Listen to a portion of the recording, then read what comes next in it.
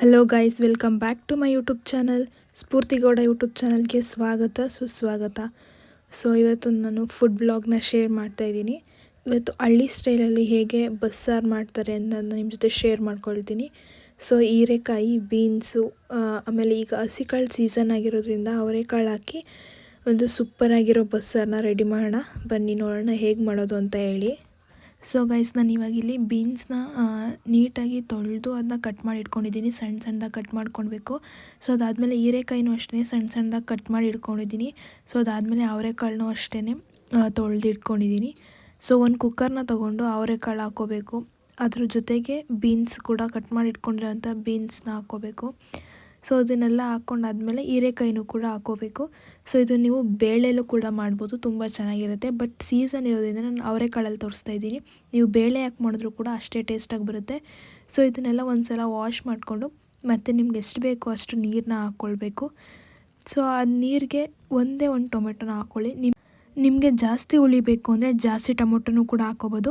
But ನಾನಿಲ್ಲಿ ಬೇಯಿಸೋದಕ್ಕೆ ಒಂದು tomato ಮತ್ತು ಹಾಗೆ ಫ್ರೈ ಮಾಡೋದಕ್ಕೆ ಒಂದು ಟೊಮೆಟೊನ ಹಾಕ್ಕೊಳ್ತಾ ಇದ್ದೀನಿ. ಅಂದರೆ ಫ್ರೈ ಮಾಡಿದ್ರೂ ಕೂಡ ರುಚಿ ಚೆನ್ನಾಗಿರುತ್ತೆ ಅಂತ ಹೇಳಿ ಇದಕ್ಕೊಂದು ಹಾಕ್ಕೊಳ್ತಾ ಇದ್ದೀನಿ. ಅದಕ್ಕೆ ಇವಾಗ ಕಾಳು ಮತ್ತು ತರಕಾರಿ ಎಲ್ಲ ಉಪ್ಪಿಡಿಬೇಕಲ್ವ. ಈಗಲೇ ನಾನು ಸ್ವಲ್ಪ ಉಪ್ಪನ್ನ ಕೂಡ ಆ್ಯಡ್ ಮಾಡಿಕೊಂಡು ಕುಕ್ಕರ್ ಲಿಡ್ನ ಕ್ಲೋಸ್ ಮಾಡಿಕೊಂಡು ಅದನ್ನು 1-2 ವಿಷಲ್ ಕುಗ್ಸ್ಕೊಳ್ತೀನಿ. 1 ವಿಷಲು ಕುಗ್ಸ್ಕೋಬೋದು, ಬಟ್ ಸ್ವಲ್ಪ ಬೆಂದಿದ್ರೆ ಚೆನ್ನಾಗಿರುತ್ತೆ ನಮ್ಮ ಮನೇಲಿ ಅಂತ ಹೇಳ್ಬಿಟ್ಟು. ಇವಾಗ ಮಸಾಲೆ ಆಡಿಸ್ಕೊಳ್ಳೋದಕ್ಕೆ ನೋಡೋಣ. 1 ಈರುಳ್ಳಿನ ತೊಗೊಂಡಿದ್ದೀನಿ, ಹಾಗೆ 2 ಎಸಳು ಬೆಳ್ಳುಳ್ಳಿನ ತೊಗೊಂಡಿದ್ದೀನಿ, ಕರಿಬೇವಿನ ಸೊಪ್ಪು, ಕೊತ್ತಂಬರಿ ಸೊಪ್ಪು, ಹಾಗೆ 1 ಟೊಮೆಟೊನ ತೊಗೊಂಡಿದ್ದೀನಿ, 5-6 ಒಣಮೆಣ್ಸಿನ್ಕಾಯಿನ ತೊಗೊಂಡಿದ್ದೀನಿ, ಸ್ವಲ್ಪ ಕಾಯಿ, ಹಾಗೆ ಸ್ವಲ್ಪ ಮೆಣಸು ಮತ್ತು ಜೀರಿಗೆನ ತೊಗೊಂಡಿದ್ದೀನಿ. ಇದೇ ಮೇನ್ ಇಂಗ್ರೀಡಿಯೆಂಟ್ಸ್, ಚೆನ್ನಾಗಿರುತ್ತೆ ಬಸ್ಸಾರಿಗೆ. ಈಗ ಒಂದು ಪ್ಯಾನ್ ಇಟ್ಕೊಂಡಿದ್ದೀನಿ. ಅದಕ್ಕೆ ಸ್ವಲ್ಪ ಎಣ್ಣೆನ ಹಾಕ್ಕೊಂಡು ಇದಕ್ಕೆ ನಾವು ಒಣಮೆಣ್ಸಿನ್ಕಾಯಿನ ಹಾಕ್ಕೋಬೇಕು. ಖಾರಕ್ಕೆ ನಿಮ್ಗೆ ಎಷ್ಟು ಬೇಕೋ ಅಷ್ಟನ್ನು ಹಾಕ್ಕೊಳ್ಳಿ.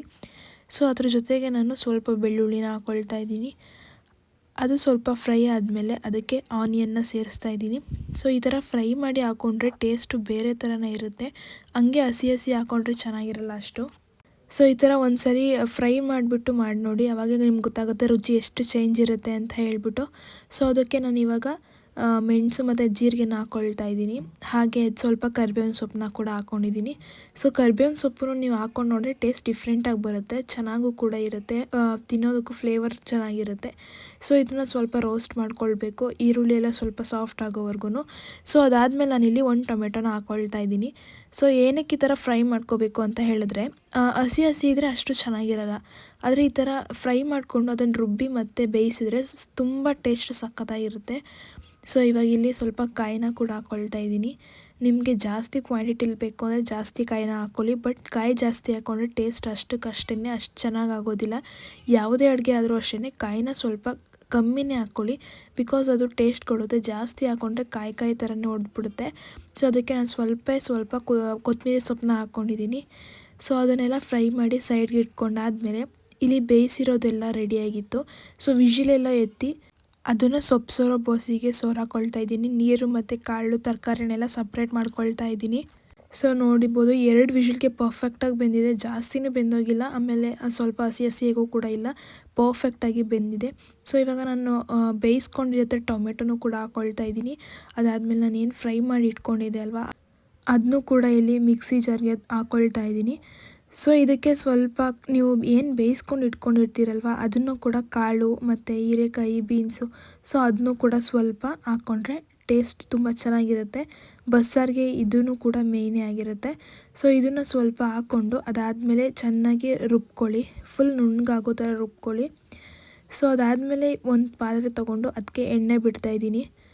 ಒಗ್ಗರಣೆ ಕೊಟ್ಕೊಳ್ಳೋದು ಅಷ್ಟೇ. ಎಣ್ಣೆ ಬಿಟ್ಬಿಟ್ಟು ಅದಕ್ಕೆ ಸ್ವಲ್ಪ ಬೆಳ್ಳುಳ್ಳಿನ ಜಜ್ಜಿ ಹಾಕ್ಕೊಳ್ತಾ ಇದ್ದೀನಿ. ಒಗ್ಗರಣೆಗೆ ಬೆಳ್ಳುಳ್ಳಿ ಜಜ್ಜಿ ಹಾಕ್ಕೊಂಡ್ರೆ ಟೇಸ್ಟ್ ತುಂಬ ಚೆನ್ನಾಗಿರುತ್ತೆ. ಅದಾದಮೇಲೆ ಇಂಗನ್ನ ಹಾಕ್ಕೋಬೋದು ನೀವು, ಬಟ್ ನಮ್ಮ ಮನೇಲಿ ಇಂಗು ಇಷ್ಟಪಡೋದಿಲ್ಲ, ಅದನ್ನು ಹಾಕಿದ್ರೆ ಊಟನೇ ಚೆನ್ನಾಗಿಲ್ಲ ಅಂತ ಹೇಳ್ತಾರೆ. ಅದಕ್ಕೆ ನಾನು ಇಂಗನ್ನ ಸ್ಕಿಪ್ ಮಾಡ್ತಾಯಿದ್ದೀನಿ. ನೀವು ಇಂಗಿದ್ರೆ ಹಾಕ್ಕೊಳ್ಳಿ. ಅದಾದಮೇಲೆ ಒಂದು ಚಿಕ್ಕ ಈರುಳ್ಳಿನ ಕಟ್ ಮಾಡಿ ಹಾಕ್ಕೊಂಡಿದ್ದೀನಿ. ಅದು ಚೆನ್ನಾಗಿ ಫ್ರೈ ಮಾಡ್ಕೊಳ್ಳಿ. ಫುಲ್ ಚೆನ್ನಾಗಿ ಫ್ರೈ ಆದಮೇಲೆ ಈ ಕಡೆ ನಾನು ಮುದ್ದೆಗೂ ಕೂಡ ಇಟ್ಕೊಂಡಿದ್ದೆ. ಅದು ಕೂಡ ಉಪ್ಪು ಬಂತು, ಅದಕ್ಕೂ ಹಸಿಟ್ಟೆಲ್ಲ ಹಾಕಿ ಮುದ್ದೆ ತಿರ್ಗೋಕ್ಕೆ ಅಂತ ರೆಡಿ ಮಾಡ್ತಾಯಿದ್ದೀನಿ. ಈ ಕಡೆ ಒಂದೇ ಸಲ ಒಗ್ಗರಣೆ ಕೂಡ ಎತ್ಕೊಳ್ತಾ ಇದ್ದೀನಿ. ನೋಡಿ ಆ ಥರ ಈರುಳ್ಳಿ ಸ್ವಲ್ಪ ಎಲ್ಲ ಸಾಫ್ಟ್ ಆದಮೇಲೆ ನಾವೇನು ರುಬ್ಬಿಟ್ಕೊಂಡಿದ್ವಿ ಆ ಮಸಾಲೆನ ಇದಕ್ಕೆ ಆ್ಯಡ್ ಮಾಡ್ಕೋಬೇಕು.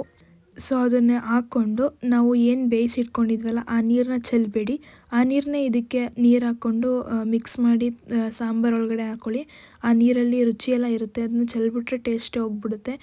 ಸೊ ಅದನ್ನೇ ನೀರು ನಿಮ್ಗೆ ಎಷ್ಟು ಬೇಕು ಅಷ್ಟು ಹಾಕ್ಕೊಂಡು ಅದಕ್ಕೆ ಸ್ವಲ್ಪ ಉಪ್ಪನ್ನ ಕೂಡ ಹಾಕ್ಕೊಂಡು ಕುದಿಯೋಕೆ ಇಟ್ಕೊಳ್ಳಿ.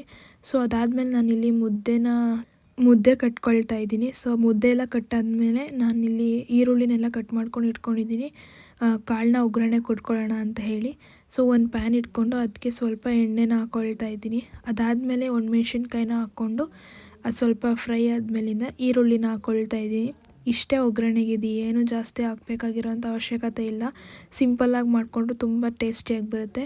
ಸೊ ಈ ಈರುಳ್ಳಿ ಎಲ್ಲ ಸಾಫ್ಟ್ ಆಗೋ ಗಂಟ ಬೇಯಿಸ್ಕೊಂಡು ಅದಕ್ಕೆ ಸ್ವಲ್ಪ ಉಪ್ಪನ್ನ ಹಾಕ್ಕೊಳ್ಬೇಕು, ಈರುಳ್ಳಿಗೆ ಬೇಕಾದಷ್ಟು ಉಪ್ಪನ್ನ. ಬಿಕಾಸ್ ನಾವು ಕಾಳಿಗೆಲ್ಲ ಆವಾಗಲೇ ರುಚಿ ಹಾಕ್ಕೊಂಡಿರೋದ್ರಿಂದ ಜಾಸ್ತಿ ಉಪ್ಪು ಹಾಕ್ಕೋಬೇಡಿ, ಸ್ವಲ್ಪ ಹಾಕ್ಕೊಳ್ಳಿ. ಸೊ ಅದಾದಮೇಲೆ ಈಗ ಫ್ರೈ ಆದಮೇಲೆ ನಾನು ಇಲ್ಲಿ ಏನು ಬೇಯಿಸಿಟ್ಕೊಂಡಿದೆ ಕಾಳು, ಅದಾದಮೇಲೆ ಬೀನ್ಸು, ಹೀರೆಕಾಯಿ ಎಲ್ಲನೂ ಕೂಡ ಇವಾಗ ಹಾಕ್ಕೊಳ್ತಾ ಇದ್ದೀನಿ. ನೀಟಾಗಿ ಎಲ್ಲನೂ ಕೂಡ ಹಾಕ್ಕೊಂಡು ಅದನ್ನು ಸ್ವಲ್ಪ ಫ್ರೈ ಮಾಡ್ಕೊಳ್ಬೇಕು. ಸೊ ಇದನ್ನ ಒಮ್ಮೆ ಟ್ರೈ ಮಾಡಿ ನೋಡಿ, ಮನೇಲಿ ಹೇಗಿತ್ತು ಅಂತ ಕಮೆಂಟ್ ಮಾಡಿ ತಿಳಿಸಿ. ಡಿಫ್ರೆಂಟಾಗಿತ್ತಾ, ಟೇಸ್ಟ್ ಚೆನ್ನಾಗಿತ್ತಾ ಅಂತ ಹೇಳಿ ಕಮೆಂಟ್ ಮಾಡಿ ತಿಳಿಸಿ. ಚೆನ್ನಾಗಿದ್ದರೆ ಒಂದೇ ಒಂದು ಲೈಕ್ ಕೊಡಿ, ಹಾಗೆ ನನ್ನ ಅಕೌಂಟ್ನ ಶೇರ್ ಮಾಡಿ, ಸಬ್ಸ್ಕ್ರೈಬ್ ಮಾಡಿ, ಹಾಗೆ ಬೆಲ್ ಐಕಾನ್ನ ಕ್ಲಿಕ್ ಮಾಡ್ಕೊಳ್ಳಿ. ಸೊ ಈ ಥರ ಹೊಸ ವೀಡಿಯೋಸ್ಗೆ ನನ್ನ ಯಾವಾಗಲೂ ಕೂಡ ಸಬ್ಸ್ಕ್ರೈಬ್ ಮಾಡ್ಕೊಂಡಿರಿ. ಸೊ ಅದಾದಮೇಲೆ ಸ್ವಲ್ಪ ಕಾಯಿ ತುರಿನ ಇಲ್ಲಿ ತುರಿದಿಟ್ಕೊಂಡಿದ್ದೀನಿ. ಸೊ ಅದನ್ನೂ ಅಷ್ಟೇ ಸ್ವಲ್ಪ ಕಾಯಿ ತುರಿನ ಹಾಕ್ಕೊಂಡು ಚೆನ್ನಾಗಿ ಫ್ರೈ ಮಾಡ್ಕೊಳ್ಳಿ. ಸೊ ಇವಾಗ ರೆಡಿಯಾಗಿದೆ.